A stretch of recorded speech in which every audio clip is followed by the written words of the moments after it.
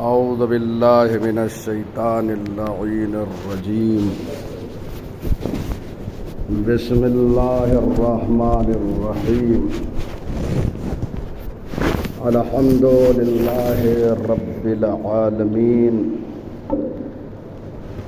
بارئ الخلائق اجمعین باعث الانبیاء والمرسلین والصلاة والسلام علی حبیبہ ونجیبہ وخیارتہ حافظ سرہ ومبلغ رسالاتہ ابی القاسم محمد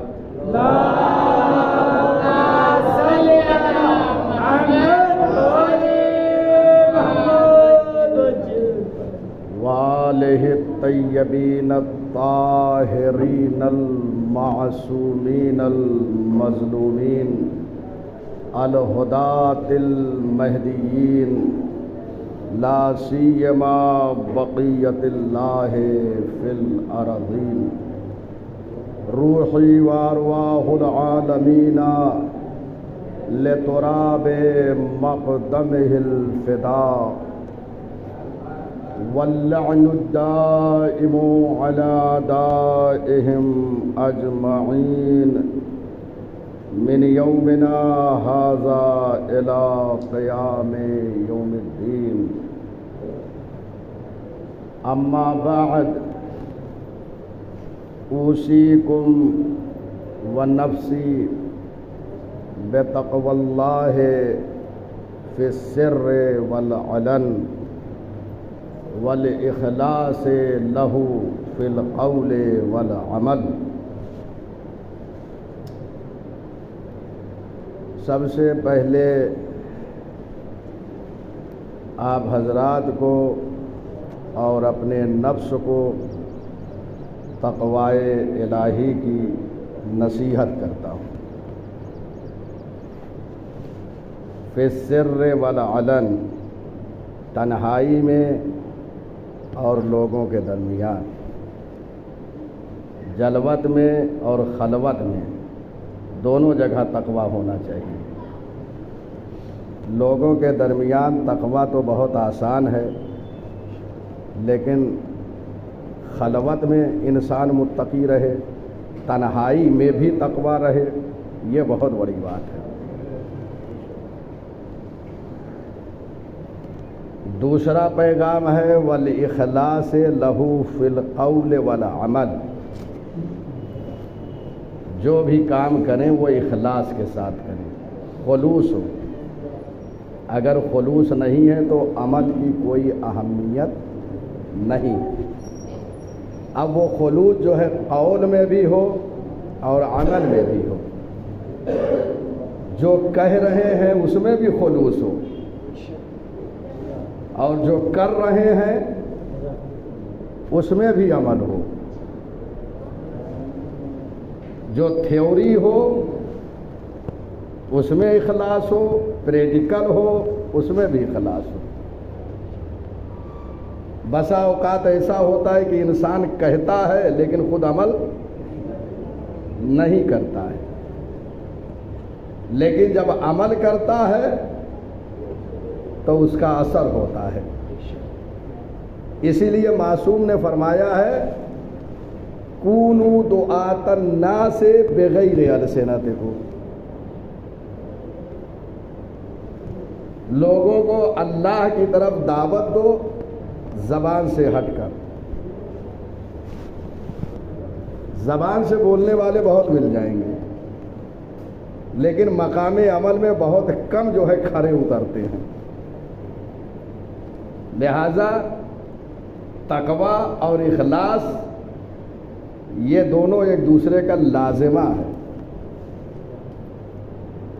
اللہ کے نزدیک تقوی کی بہت اہمیت ہے۔ دلیل کیا ہے؟ دلیل یہ ہے کہ ہر جمعہ جو ہے وہ پیغام کیا ہے؟ تقوی الہی کا ہے۔ اور ہر ہفتے تقوی کا پیغام ہے. کیوں؟ جیسے آپ دیکھتے ہوں گے کہ انجیکشن لگتا ہے تو ہفتے میں ایک انجیکشن لگتا ہے، جیسے اس کے دوا کا اثر ختم ہونے لگتا ہے فوراً دوسرا انجیکشن دے دیا جاتا ہے تاکہ وہ بیماری آپ سے دور رہے. یہ تقوی الہی ایک انجیکشن ہے جو ہر ہفتے ہمیں لگتا ہے.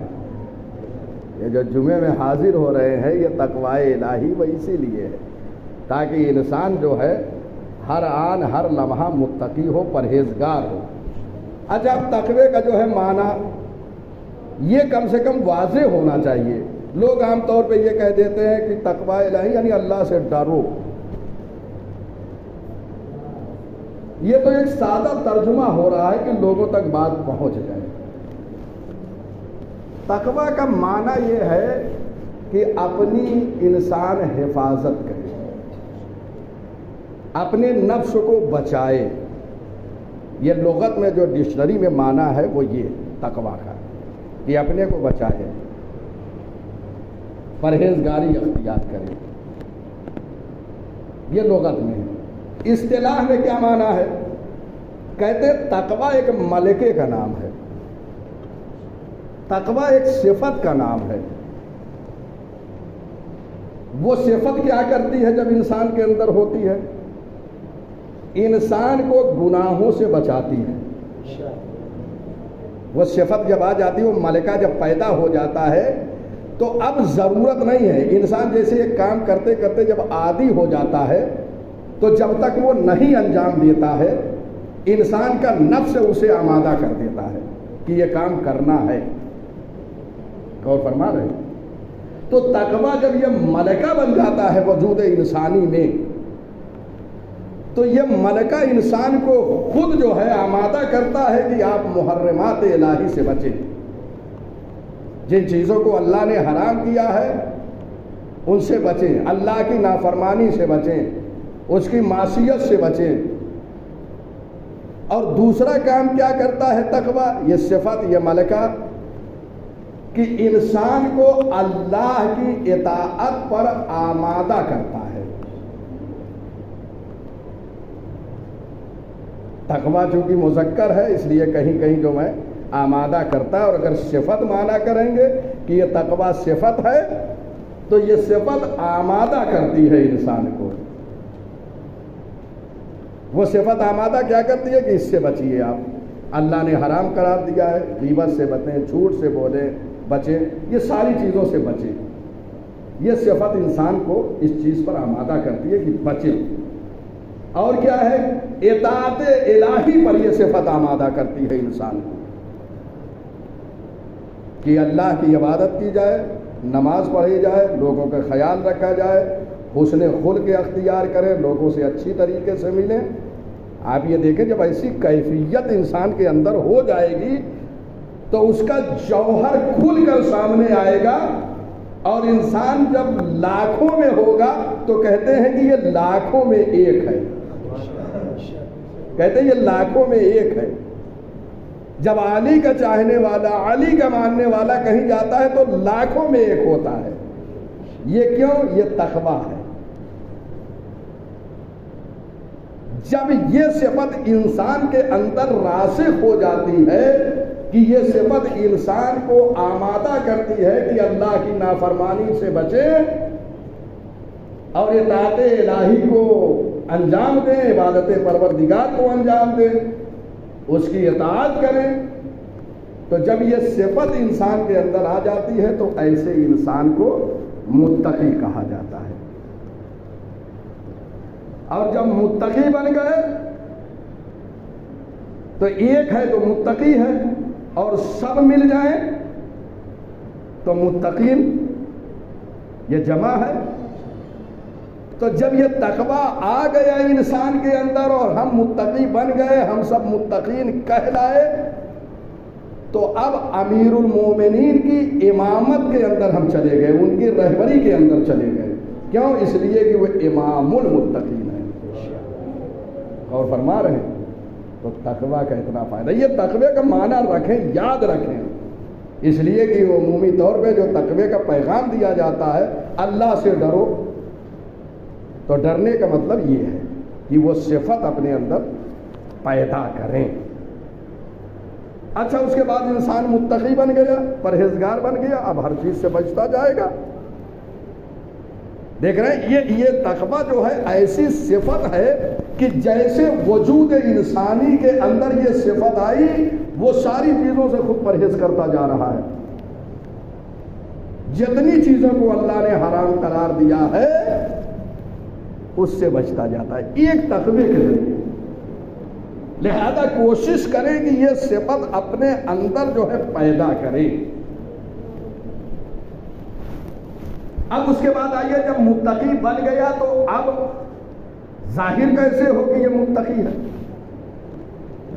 بھائی اظہار بھی تو چاہیے۔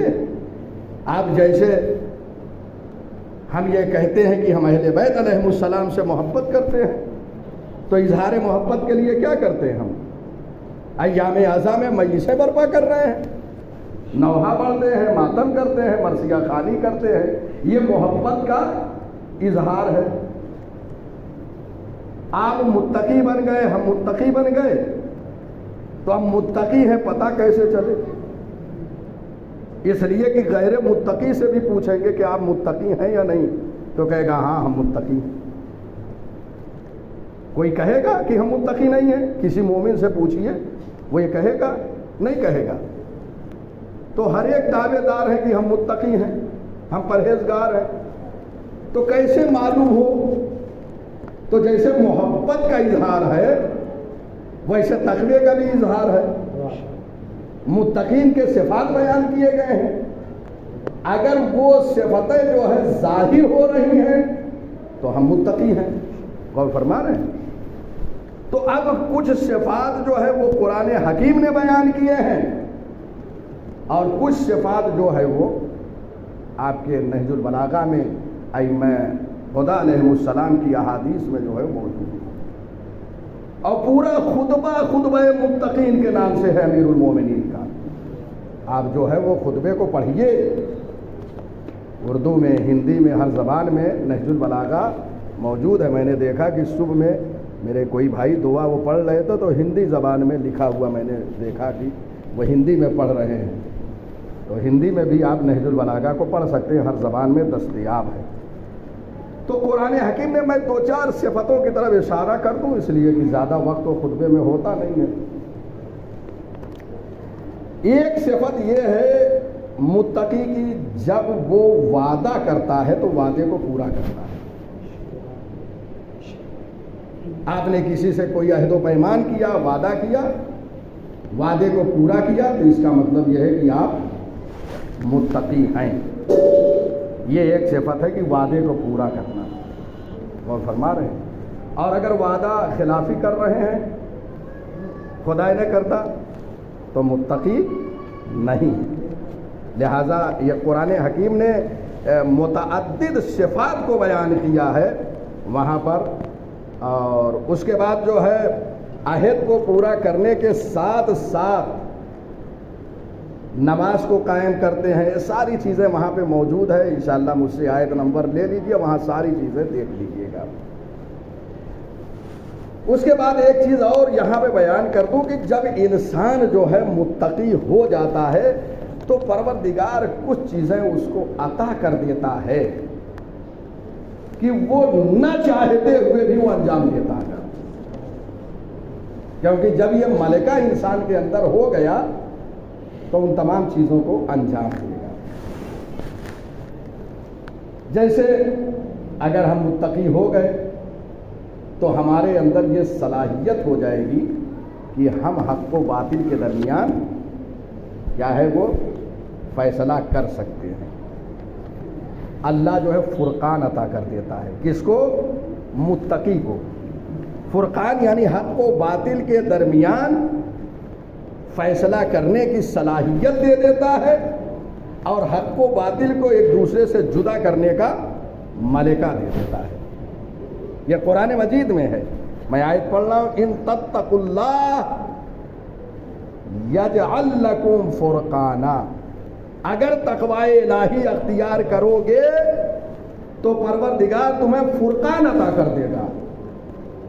فرقان یعنی حق و باطل کے درمیان آپ جو ہے فیصلہ کریں گے اور حق و باطل کو ایک دوسرے سے جدا کر دیں گے. یہ وہ علم ہے جو سیکھنے سے نہیں ملتا ہے. دیکھ رہے ہیں قرآن مجید نے انہیں شرطیہ کے ذریعے اگر تم تقوی اختیار کرو گے تو ہم کیا کریں گے؟ ہم فرقان عطا کر دیں گے. تو پہلے ہم اپنے اندر تقوی کو محقق کریں، ثابت کریں، پہلے ہم اپنا کام انجام دیں، اس کے بعد وہ ہمیں فرقان عطا کر دے گا. ہم فاروق بن جائیں گے، حق و باطل کے درمیان فرق پیدا کرنے کی صلاحیت ہو جائے گی. غور فرما رہے ہیں؟ یہ پروردگار کا وعدہ ہے. قرآن مجید میں یہ آیت موجود ہے اور آیت کا تلاش کرنا اس زمانے میں بہت آسان کام ہے. اور کیا آج صبح میں نماز صبح کے بعد یا دوسری جو ہے وہ تعقیبات میں اس آیت کو کوٹ کیا گیا ہے اور یہ آیت بار بار پڑھی جاتی ہے. وَمَن يَتَّقِ اللَّهَ يَجْعَلْ لَهُ مَخْرَجًا وَيَرْزُقْهُ مِنْ حَيْثُ لَا يَحْتَسِبُ. جو اللہ سے ڈرتا ہے اللہ اس کے لیے نجات کی صورت پیدا کر دیتا ہے. وہ ڈوب نہیں سکتا ہے کہیں بھی، اس کے لیے نجات پروردگار پیدا کر دیتا ہے. اور کیا کرتا ہے؟ وَيَرْزُقْهُ مِنْ حَيْثُ لَا يَحْتَسِبُ. اور ایسی جگہ سے وہ رزق عطا کر دے گا کہ اسے وہم و گمان نہیں ہوگا. لوگ پریشان رہتے ہیں کہ ارے کیسے ہمارا گھر چلے گا. آپ تقوی اختیار تو کیجئے، آپ اپنا کام کریں گے، پروردگار تمہیں ایسی جگہ سے رزق عطا کر دے گا کہ تمہیں گمان نہیں ہوگا. دیکھیں ایک تقوی پہ اگر آپ نے یہ اختیار کیا، ہم نے اختیار کیا تو وہ فرقان عطا کرے گا. ہم نے تقوی کو پیدا کیا تو ایسی جگہ سے رزق دے گا کہ ہمیں وہم و گمان نہیں ہوگا. دیکھ رہے ہیں تقوی کے فوائد جو ہے قرآن مجید میں بیان کیے ہیں. اللہ اکبر. اچھا اس کے بعد عبادت کی دنیا میں آئیے. آپ جو کام کریے اگر تقوی نہیں ہے تو پروردگار قبول نہیں کرے گا. اگر آپ کے عمل میں تقوی نہیں ہے تو پروردگار آپ کے عمل کو اور ہمارے عمل کو قبول نہیں کرے گا. قرآن مجید میں پروردگار یہ فرما رہا انما یتقبل اللہ من المتقین. اللہ کس سے عمل کو قبول کرتا ہے؟ صرف اور صرف متقین سے قبول کرتا ہے. اگر متقی ہیں تو عمل کو قبول کرے گا، اور اگر تقوی نہیں ہے عمل کرتے گئے پروردگار. یہ ساری باتیں ہیں. اب ایک بات یہیں پہ کہہ دوں کہ اب یہ ساری باتیں جو ہم سن رہے ہوتے ہیں تقوی اختیار کریں گے تو آیا فرقان ہمارے پاس ہے؟ آیا ایسی جگہ سے رزق مل رہا ہے کہ ہم گمان نہیں کر رہے ہیں؟ آیا تقوی ہے کہ پروردگار ہمارے عمل کو قبول کرے؟ دیکھ رہے ہیں، غور کر رہے ہیں ایک ایک. اب ہو سکتا ہے کہ انسان مایوس ہو جائے، یہ ساری چیزیں تو ہمارے اندر ہے نہیں، نہ فرقان ہے، نہ ایسی جگہ سے رزق مل رہا ہے، تو ہم کیا کریں؟ کتنا کریم وہ رب ہے. اس نے ایک آیت میں بیان کر دیا وَمَن يُعَظِّمْ شَعَائِرَ اللَّهِ فَإِنَّهَا مِن تَقْوَى الْقُلُوبِ. جو اللہ کے نشانیوں کی تعظیم کرتا ہے، یہ تعظیم کیا ہے؟ دلی تقوی میں سے ہے. جس کے دل میں تقوی ہے وہ تعظیم کرتا ہے. وہ یہیں سے مسئلہ حل ہو گیا کہ ہمارے اندر وہ تقوی موجود ہے. علم عباس کا احترام تقوی کی علامت ہے. تابوت کا احترام یہ شاعر الہی ہے. اللہ کے نشانیوں کی جو تعظیم کرتا ہے، یہ نشانیاں ہیں اللہ کی. آپ تابوت کو دیکھتے ہیں پہنچتے ہیں اللہ تک، علم عباس کو دیکھتے ہیں اللہ تک پہنچتے ہیں. یہ نشانی، یہ مجلسوں کے ذریعے اللہ تک پہنچتے ہیں. یہ ساری چیزیں جو ہوتی ہیں اس کے ذریعے سے. بس یہ بات ثابت ہو گئی کہ تقوی الہی اللہ نے ان چیزوں کے ذریعے سے ہمارے وجود میں رکھ دیا. وَإِلَّا دنیا میں کوئی عمل ہمارا قابل قبول نہ ہو. گویا یہ جو ہم شاعر اللہ کی تعظیم کر رہے ہیں اس سے یہ اندازہ ہوتا ہے کہ تقویٰ ہمارے اندر موجود ہے. نہج البلاغہ پڑھیے خطبہ متقین، وقت ملے تو وقت نکال کر. میں ایک دو چیز پیش کر رہا ہوں، تمام کر رہا ہوں یہ خطبہ. نہج البلاغہ میں متقین کی صفات کو بیان کرتے ہوئے امام فرماتے ہیں فالمتقون فیہا ہم اہل الفضائل. اس دنیا میں تقویٰ رکھنے والے وہی صاحبان فضیلت ہیں. جو متقی ہے فضیلت انہی کے لیے ہے. فالمتقون فیہا، اس دنیا میں، ہم اہل الفضائل، صاحبان فضیلت. منطقہم الصواب، ان کی گفتگو جو ہوتی ہے وہ بہتر ہوتی ہے، بڑی نپی تلی ہوتی ہے. جب یہ گفتگو کرتے ہیں بیجا گفتگو نہیں کرتے. ابھی میرے کسی بھائی نے کہا کس گفتگو کو سننا چاہیے جو مفید ہو. ان کی گفتگو جو ہے وہ ثواب پہ بہتر ہوتی ہے، بڑی نپی تلی، زیادہ بولنا بھی نہیں چاہیے. کیوں؟ اس لیے کہ جب اذا تم العقل نقص الکلام، جب انسان کی عقل کمال کو پہنچ جاتی ہے نا تو گفتگو خود بخود کم ہو جاتی ہے. دیکھیں جو سنجیدہ ہوتے ہیں، جن کی عقل زیادہ ہوتی ہے وہ کم ہوتی ہے، اور جو زیادہ بولتے ہیں. لیکن زیادہ ہر جگہ نہیں. اگر حق کی بات کو بولنا ہے تو زیادہ بولیے. یہ جو بیکار کی باتیں ادھر ادھر بیٹھ کے بولتے ہیں، جب عقل مکمل ہوتی ہے تو ایسی باتیں نہیں بولی جاتی ہیں. وَمَلْبَسَهُمْ الْاِقْتِصَادُ، متقین کا جو لباس ہوتا ہے نا وہ درمیانی ہوتا ہے. ایسا نہیں پہنتے کہ لباس شہرت بن جائے، ایسا بھی نہیں پہنتے لباس کہ لوگ مذاق اڑائیں. میانہ روی کرتے ہیں اپنے لباس پہننے میں. یہ متقین کی علامت ہے. غور فرما رہے ہیں.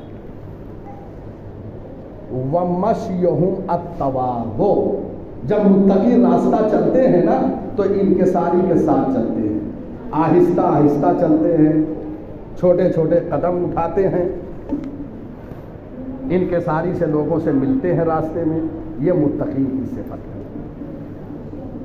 ایک جملہ اور کہہ رہا ہوں، تمام کر رہا ہوں. غضوا ابصارهم عما حرم اللہ علیہم، یہ اپنی آنکھوں کو بند کر لیتے ہیں ان چیزوں سے جنہیں اللہ نے حرام قرار دیا ہے. یعنی محرمات الہی سے آنکھوں کو بند کر لیتے ہیں. آنکھوں کو بند کر لینے کا مطلب یہاں ایک کنایا ہے. بات چیزیں آنکھوں سے متعلق ہیں، وہ تو آنکھیں وہاں نگاہوں کو نیچی رکھنا ہے، آنکھوں کو بند کر لینا ہے. لیکن بعد حرام ایسا یعنی اس سے جو ہے چشم پوشی کریں، اس سے دور رہیں. یہ صفات متقین. بہرحال پروردگار سے دعا ہے کہ وہ ہمارے اندر ملکہ تقویٰ کو پیدا کر دے، صفت تقویٰ کو پیدا کر دے. ہر چیز جسے اللہ نے حرام قرار دیا اس سے بچے اور اس کی اطاعت پر آمادہ رہیں. بسم اللہ الرحمن الرحیم. قل هو اللہ احد اللہ الصمد لم یلد ولم یولد ولم یکن له کفوا احد.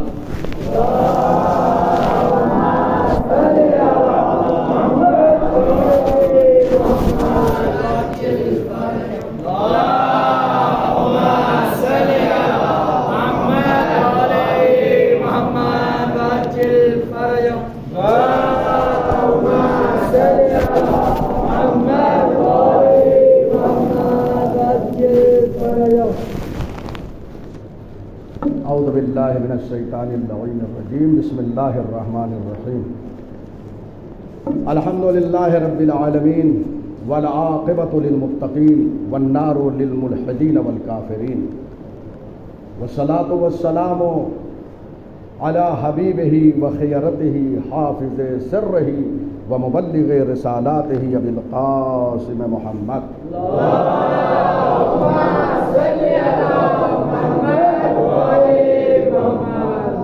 آلہ الطیبین الطاہرین المعصومین المظلومین لا سیما بقیت اللہ فی الارضین واللعن الدائم على أعدائهم أجمعين من يومنا هذا إلى قيام يوم الدين أما بعد أوصيكم بتقوى الله. پھر ایک بار تقوی الہی کی نصیحت ہے آپ کو. دو چار باتیں دوسرے خطبے میں کہ انسان محرمات الہی سے پرہیز کرے. یہ تقوی میں مولا نے ایک کلیہ بیان کیا ہے. قاعدہ کلی ہے کہ تقوی الہی کا مطلب یہ ہے کہ انسان جو ہے ہر وہ چیز جو اللہ نے حرام قرار دی ہے اس سے بچے. لہذا سب سے اہم چیز ہے انسان حرام سے اپنے کو بچائے. روایت میں ہے اکتساب الحسنات، اکتساب جو ہم حسنات کو کرتے ہیں، نیکیوں کو کرتے ہیں نا، یہ نہ کر کے اپنے کو محرمات سے بچا لے، یہ بہت بڑی نعمت ہے. یہ نہیں کہ محرمات ہم کرتے جائیں، حرام کرتے جائیں اور نیکیاں کرتے جائیں. تو بسا اوقات انسان اس منزل پہ پہنچ جاتا ہے کہ اس کے عمل بھی حبط ہو جاتے ہیں. اور فرما رہے ہیں لہذا گناہوں سے اجتناب کریں، یہ نیکیوں کو کمانے سے بہتر ہے. اور فرما رہے ہیں اجتناب السیئات، سیئات یعنی برائیوں سے انسان اجتناب کرے، خیر من اکتساب الحسنات، نیکیوں کو حاصل کرنے سے یہ بہتر ہے. بچے گناہوں سے. اب گناہ کیا ہے، انسان ایک ایک چیز کو وہ معین کرتا جائے، لیکن میں ایک آیت کے ذریعے سے دو تین اہم باتوں کو جو ہے وہ پہنچا دوں کہ جو گناہ ہے اور اللہ کی نافرمانی ہے، معصیت ہے. ایک آیت میں تینوں چیزیں، کیونکہ وقت نہیں ہے کہ میں کوئی دوسرا موضوع بیان کروں. پروردگار فرما رہا ہے اجتنبوا کثیرا من الظن ان بعض الظن اثم. بہت زیادہ گمان سے بچو. لوگ گمان کرتے ہیں نا کہ ارے فلاں ایسا کر رہا ہوگا، فلاں ایسا ہے، تو یہ گمان سے بچو. ان بعض الظن اثم، کیونکہ بعض گمان جو ہے وہ گناہ ہے. ایک مطلب یہیں پہ حل کر دوں، بہت اہم ہے، کہ جب پروردگار نے یہ فرما دیا کہ بہت زیادہ گناہ اس سے بچو، ظن سے، کیونکہ بعض ظن اور گمان جو ہے وہ کیا ہے، گناہ ہے. تو جب بعض جو ہے گناہ ہے تو سب سے کیوں کہہ رہا ہے کہ بہت زیادہ گناہ سے، گمان سے بچو؟ تو سب کو وہ گناہ بنا دے رہا ہے کیا؟ کہہ رہے ہیں نہیں. بعض جو ہے گمان وہ گناہ ہے، لیکن بہت زیادہ بچو. کیوں؟ اس لیے کہ بعض آپ گمان کر رہے ہیں کہ فلاں ایسا ہے تو واقع میں وہ ایسا ہوگا، ممکن ہے جیسا آپ گمان کر رہے ہیں. تو یہ گمان جو ہے وہ واقع کے مطابق ہو گیا، لہذا کیا ہو گیا؟ یہ گناہ نہیں ہے، کیونکہ جیسا آپ نے سوچا وہ ویسا ہے، لیکن بات جو ہے واقع کے مطابق نہیں ہوتا. لہذا پروردگار کرا اس سب سے بچو، بہت زیادہ جو ہے گمان سے بچو، کیونکہ انہی کے درمیان جو ہے وہ گناہ ہے. لہذا ہم گمان سے بچیں. دوسری چیز ولا تجسسوا، اسی آیت میں ہے آگے کہ ایک دوسرے کی جاسوسی نہ کرو، ایک دوسرے کے ٹوہ میں نہ رہو، ایک دوسرے کے عیوب کے تلاش میں نہ رہو. یہ کیا کر رہا ہے اس کے پیچھے لگ جا رہے ہیں، یہ تجسس نہ کریں. قرآن نے منع کیا. بہت زیادہ گمان نہ کرو، قرآن نے منع کیا. تجسس، ایک دوسرے کے ٹوہ میں نہ رہو، ان کے عیوب کو لے کر دوسروں سے بیان کرنے کی فکر میں نہ رہو، قرآن نے منع کیا. تجسس ہمارے راز ہیں، ہمارے راز کے پیچھے پیچھے وہ آ رہا ہے کہ دیکھیں یہ کیا کرتا ہے، ان کا کوئی عیب ملے اور لے جا کے دوسروں سے ہم بیان کریں. قرآن نے منع کیا ہے. تیسری چیز جو وہی بیان کیا ہے وَلَا يَغْتَبْ بَعْضُكُمْ بَعْضًا، ایک دوسرے کی غیبت نہ کرو. غیبت سے منع کیا ہے۔ دیکھیے اکٹھا قرآن نے 3 چیزوں سے منع کر دیا ہے۔ گمان بہت زیادہ نہ کرو، کیونکہ بعض گمان جو ہے وہ گناہ ہے۔ تجسس نہ کرو، حرام ہے۔ دوسرے کے عیوب کو تلاش نہ کرو۔ ہم اپنے کو دیکھیں کتنے عیوب ہیں، ہم دوسروں کے تلاش۔ غیبت نہ کریں، حتیٰ کہ بسا اوقات علماء نے لکھا ہے کہ بعض کی چیزیں مناسب ہے، وہ موجود نہیں ہے تو اس کے بارے میں تبصرہ بھی نہ کرو، کیونکہ اس کے ذریعے سے آپ اس کی غیبت کرنے کی طرف چلے جائیں گے۔ اور بہت سخت منع کیا، جو ایسا کرتا ہے وہ اپنے مردہ بھائی کا گوشت کھا رہا ہے، جو غیبت کر رہا ہے۔ قرآن نے کہا کیا کوئی ایسا پسند کرے گا کہ اپنے مردہ بھائی کا گوشت کھائے؟ جس کی غیبت کی جا رہی ہے اس کو مردہ کے معنی قرار دیا ہے۔ میں موجود نہیں ہوں، میری کہیں غیبت ہو رہی گویا وہاں پہ میں مردہ ہوں، کیونکہ موجود نہیں ہوں۔ جو موجود نہیں ہوتا ہے وہ مردے کے مانند ہوتا ہے، جیسے ایک انسان قبر کے اندر چلا گیا ہمارے درمیان، اب جس کی غیبت ہو رہی ہے وہ وہاں پہ موجود نہیں ہے، لہذا وہ مردہ ہے۔ اچھا، اس کے بعد جب غیبت ہو رہی ہے تو اب غیبت جو سن رہا ہے وہ تو مزے لے رہا ہے، تو ایسا نہیں ہے کہ صرف غیبت کرنے والا گناہ میں جو ہے ملوث ہو رہا ہے، بلکہ جو غیبت سن رہا ہے وہ بھی گناہ میں ملوث ہو رہا ہے۔ غیبت کرنے والا اور غیبت سننے والا دونوں کا گناہ ایک جیسا ہے، اور یہ عاجز لوگوں کا جہاد ہے، جو کچھ نہیں کر پاتے وہ پیٹھ پیچھے جو ہے بہت، میں سوچتا ہوں کہ الفاظ کو ایسا میں انتخاب کروں کہ سب تک بات پہنچ جائے۔ اس لیے بسا اوقات جو ہے جہاں اردو داں طبقہ نہیں ہوتا ہے کہ جو ادب سے بہت زیادہ اردو کے واقف ہو، بہت الفاظ جو ہے منتخب کر کے مجھے بولنا پڑتے ہیں۔ تو تیسری چیز، غیبت نہ کرو۔ غیبت جو ہے کمزور لوگوں کا جہاد ہے، جو کچھ نہیں کر سکتا وہ کیا ہے، وہ غیبت کرتا ہے۔ کمزور، ناتما، کوئی طاقت نہیں ہے، وہ غیبت کر رہا ہے۔ لہذا ان ساری چیزوں سے بچو، اور بچنے کا کیا طریقہ ہے؟ تقویٰ۔ آج اتنے متقین پوری دنیا میں حسین کی عزاداری کے لیے اکٹھا ہوئے ہیں، کربلا میں اکٹھا ہوئے ہیں، یہ سب حسین ابن علی کی طرف اطاعت پروردگار کی طرف جا رہے ہیں۔ یہ دیکھیے، یہ تقویٰ۔ انسان جب نجس ہو جاتا ہے تو کیا کرتا ہے؟ غسل کرتا ہے، اور جب گناہوں کے ذریعے سے نجس ہو جاتا ہے تو اپنے آقا و مولا کی طرف ہجرت کرتا ہے۔ تو یہ ہجرت جو ہے یہ ظلمت سے نور کی طرف ہجرت ہے۔ آج دنیا سے پورے ہمارے جوان، مومنین، بوڑھے، بچے سب حسین ابن علی کی طرف ہجرت کر رہے ہیں، حسین ابن علی کی طرف جا رہے ہیں۔ ہم فیہا اہل الفضائل، یہ دنیا میں صاحبان فضیلت ہیں۔ مولا ہم آ رہے ہیں، ہمارے گناہوں کو معاف کر دیجئے۔